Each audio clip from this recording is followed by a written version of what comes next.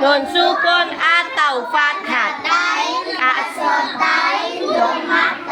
Bertemu salah satu huruf 6 yaitu hamzah, ha, kha, ghain, ha.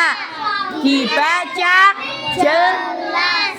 5. Ikhfa hakiki apabila ada nun sukun atau fathah, kasroh, dom, bertemu salah satu huruf 15 yaitu ta, ta, jim, dal, dal, zai, sin, shin, shad, do, ta, do, fa, qaf, dibaca